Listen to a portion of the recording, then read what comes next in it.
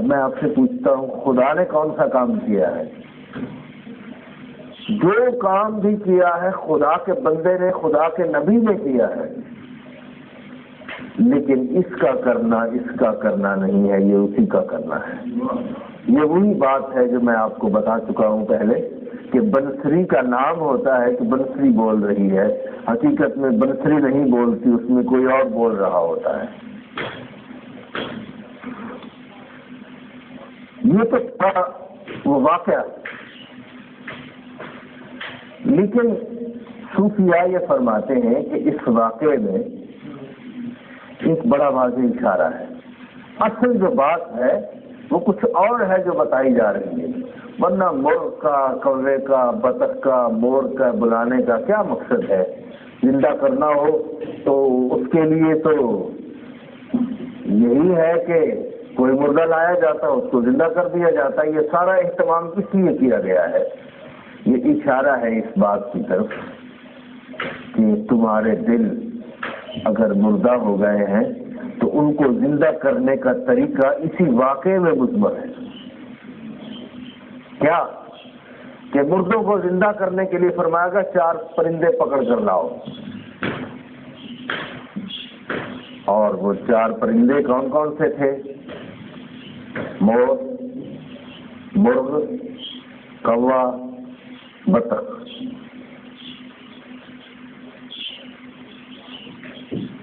یہ چاروں پرندے صوفیاء فرماتے ہیں تو نے اپنے دل میں پالے ہوئے ہیں، ان کو نکالو اور ان پر چھری پھیرو۔ یہ چاروں پرندے تم نے اپنے اندر پالے ہوئے ہیں۔ مرغ کے اندر شہوت ہے، مور کے اندر تکبر اور غرور ہے، بطخ کے اندر حرص ہے، اور کوے کے اندر حرام کھانے کی خاصیت ہے۔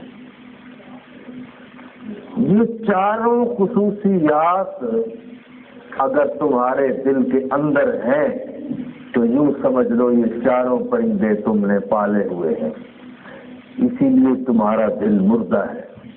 اگر اس کو زندہ کرنا چاہتے ہو تو اس کے اندر سے یہ چاروں پرندے پکڑو اور ان پر چھری پھیر دو، چھری پھیر کے اس کے گوشت کے ٹکڑے ٹکڑے کر دو، بکھیر دو ان کو، ثم دوہن۔ جب یہ کام کر لو گے، ان کو مار دو گے تو پھر کیا ہوگا؟ ثم دوہن، پھر ان کو بلاؤ، پھر یہ دل تمہیں جواب دے گا۔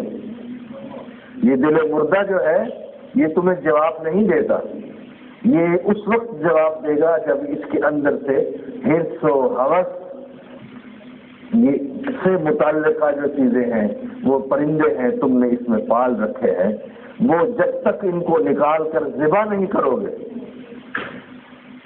اور اس میں یہ بھی بتا دیا گیا کہ مردے کو زندہ کرنے کے لیے پہلے مارنا ضروری ہے۔ اگر تم چاہتے ہو کہ ہم دائمی زندہ ہو جائیں تو مرنے سے پہلے مر جاؤ، عشق کی چھری کو قبول کر لو۔ اللہ تعالیٰ فرماتا ہے، حدیث قدسی ہے کہ جب کوئی میرا بندہ مجھ سے محبت کرتا ہے تو پھر اور زیادہ محبت کرتا ہے، عشق کرنے لگ جاتا ہے۔ جب وہ عشق زیادہ کرنے لگ جاتا ہے تو میں اس پہ چھری پھیر دیتا ہوں۔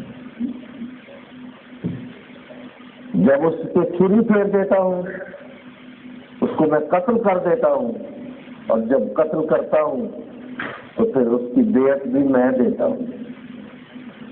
قتل کی دیت ہوتی ہے، اس کی دیت بھی میں دیتا ہوں، اور اس کی دیت کیا ہے؟ فرمایا فدیتہ انا، اس کی دیت خود میں ہوں۔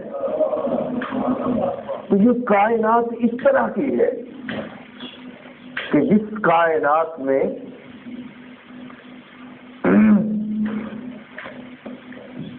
دیت ملتی ہے، اس کی یہاں کی شہید جلوہ دیدار ہو جاؤں تو یہ سمجھوں کہ میں نے زندگی پائی دوبارہ یا رسول اللہ۔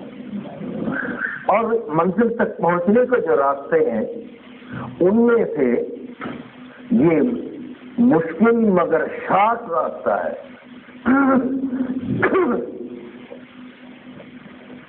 حضور حضرت خواجہ محمد یار فریدی رحمۃ اللہ علیہ فرماتے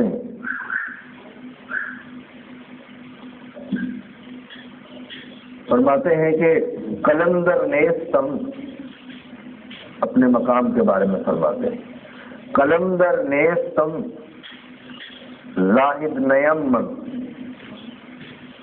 میں قلندر بھی نہیں ہوں زاہد بھی نہیں ہوں۔ کیوں؟ دونوں بڑے مشکل راستے ہیں۔ مقصود تک پہنچنے کے لیے زہد کا راستہ بھی بڑا لمبا ہے اور قلندری کا راستہ بھی بڑا لمبا ہے۔ کیوں؟ زاہد تو ظاہر ہے دن رات عبادات میں مصروف ہوگا، اور پھر آپ پڑھ چکے ہیں جو 3 قسمیں میں نے صبح عرض کی تھی کہ یہ اس کا تعلق اس پہلی قسم سے ہے جس کے لیے ضروری نہیں کہ وہ منزل تک پہنچ جائے، اگر کبھی کوئی پہنچے تو وہ باطن کی طہارت کے ساتھ پہنچے گا، اس زہد و عبادت کی وجہ سے کم ہی لوگ پہنچتے ہیں۔ تو یہ بڑا طویل راستہ ہے، اور فرماتے ہیں قلندر بھی نہیں، اس لیے کہ قلندر کس کو کہتے ہیں؟ ہزار نقطہ باریک تر زمو ایجاد، یہاں ہزاروں نقطے ہیں قلندری میں، اور باریک تر زمو بال سے بھی زیادہ باریک ہیں۔ نہر کے سر بتراشد قلندری داند، ایسا نہیں ہے کہ جو سر منڈوا لے وہ قلندر بن جائے گا، ہزار نقطے ہیں جو بال سے بھی زیادہ باریک ہیں، ان کو سمجھنا پڑتا ہے پھر جا کے کوئی قلندر بنتا ہے۔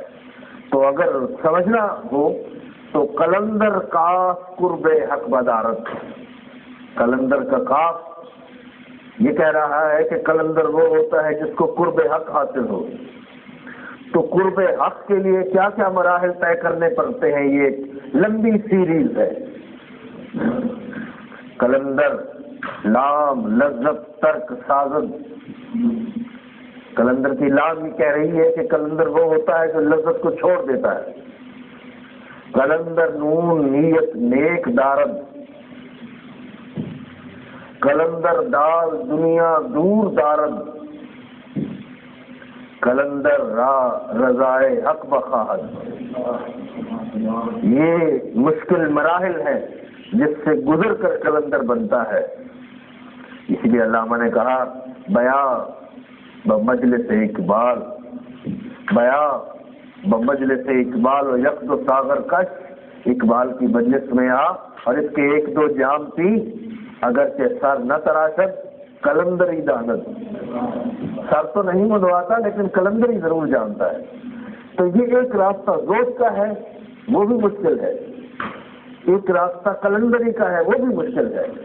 حضرت خواجہ محمد یار فریدی رحمۃ اللہ علیہ فرماتے ہیں کہ قلندر نیستم زاہد نیم، بتیغ ناز او اکبر شہیدم، میں تو اس کی تلوار کا شہید ہوں اور اکبر شہید ہوں۔ یہ بڑا شارٹ راستہ ہے۔ بتیغ ناز او، میں کتھے پہ یار دے نازاں دے نہیں رہ گئے ہوش نوازاں دے، بتیغ ناز او اکبر شہیدم۔ تو یہ بڑا شارٹ راستہ ہے، لیکن یہ راستہ ایسا ہے کہ جو سر دے ہو آؤ اتھا سر لڑی نے سوا سر دیتے ہاتھ اڑا کوئی نہیں سکتا۔ تو یہ وہ راستہ ہے جس سے دل زندہ ہوتا ہے، دل کی زندگی ہوتی ہے، اور دل کی زندگی کے لیے یہ ہے کہ انسان ہوا و ہوس کے دام میں گرفتار نہ رہے۔ مادام کہ آدمی بدام ہوا و ہوس گرفتار، جب تک انسان ہوا و ہوس کے دام میں گرفتار ہے، دوام ہی نسبت عزم دشوار، اس نسبت کا دوام اس سے بہت مشکل ہے کہ یہ نسبت دائمی رہ سکے.